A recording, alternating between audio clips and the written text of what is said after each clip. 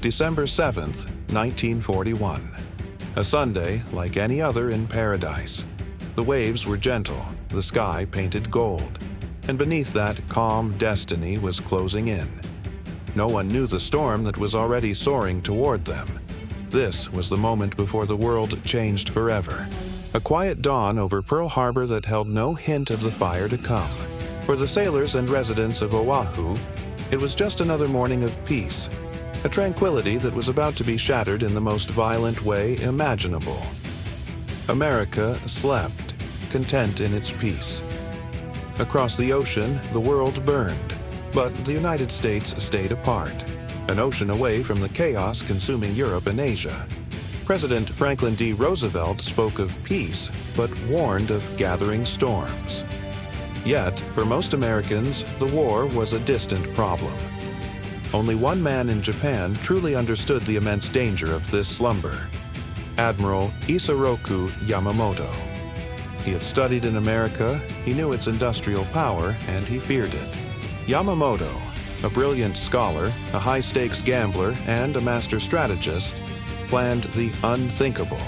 Strike first, strike fast, cripple America before it could even enter the fight. He knew it was a desperate gamble, likely suicide in the long run. But pride, duty, and the orders from his government left him no other choice. His plan was audacious, a single, devastating blow aimed at the heart of the U.S. Pacific Fleet. The fate of an empire rested on this one roll of the dice. High above the vast Pacific, hundreds of planes carved through the clouds, 0 fighters, bombers, and torpedo planes, 353 in all, launched from 6 aircraft carriers hidden by the morning mist. Their engines hummed a deadly song as they raced toward an unsuspecting island. Below, on Oahu, a new piece of technology, radar, picked them up. A massive swarm of dots on a green screen.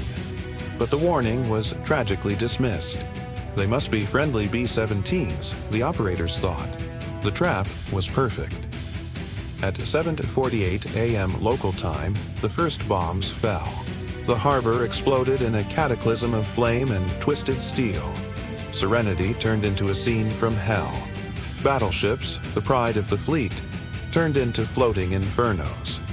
Men, many just boys, were forced to leap from their ships into a sea of burning oil.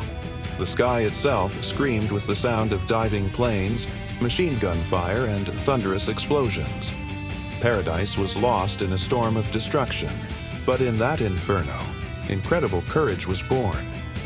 Dory Miller, a mess attendant never trained for combat, grabbed a .50 caliber machine gun and, with no experience, began firing at the attacking planes, becoming one of the first heroes of the war. On Ford Island, Chief Nurse Annie Fox worked tirelessly through choking smoke and falling bombs, tending to the wounded and saving countless lives as the hospital around her was hit.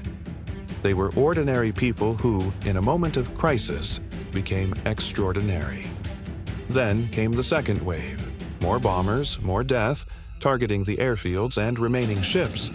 The chaos intensified. As the assault raged, a frantic message crackled through the airwaves, a message that would echo through history. Air raid on Pearl Harbor. This is no drill. The attack was real, and it was devastating. By the time the smoke finally began to clear, 2,403 Americans were gone, and a nation was in shock. That night, the horrific news reached every home across the mainland. Radios fell silent as families gathered to hear the grim details. And in the White House, President Roosevelt knew the time for neutrality was over. He penned the words that would galvanize a nation and echo for generations. Yesterday, December 7th, 1941. A date which will live in infamy. The sleeping giant, as Yamamoto had feared, had been brutally awakened. In Tokyo, there were celebrations. The emperor's fleet had achieved a stunning triumph. Newspapers proclaimed a great victory. But Admiral Yamamoto did not smile. He knew the true cost of their success. Staring out into the dark sea from the deck of his flagship, he quietly spoke his grim prophecy to his officers. "I fear all we have done is to awaken a sleeping giant. and fill him with a terrible resolve. He understood that the war was not won. It had just truly begun.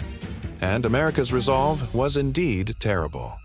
Factories that once made cars now roared to life, churning out tanks, planes, and ships at a staggering rate. Young men enlisted by the millions, flooding recruitment offices across the country. Just 4 months later, the nation delivered its first defiant response. Doolittle's raiders struck Tokyo, a daring raid that proved Japan was not invincible.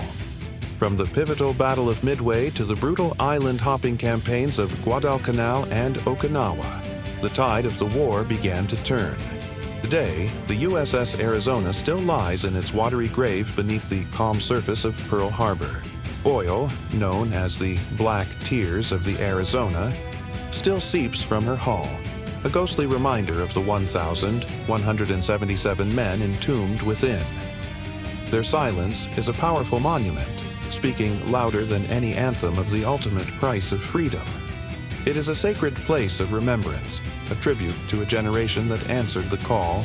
The attack meant to destroy America. SS will become the very spark that sealed Japan's ultimate defeat. The greatest tactical success in modern military history became the greatest strategic mistake. On that day, in the fires of destruction, freedom found its fire. A nation divided by debate became a nation united by purpose. The surprise attack had backfired in the most profound way possible, forging an unbreakable American spirit. More than 80 years later, the echo of that day remains. It's a stark lesson that peace is fragile and complacency can be fatal. From the ashes of Pearl Harbor, a nation was reborn, stepping onto the world stage with a new sense of purpose and strength. This was more than just an attack. It was the day America woke up to war. Thank you for watching. If you found this story powerful, please like this video and subscribe for more chapters from history. Never forget,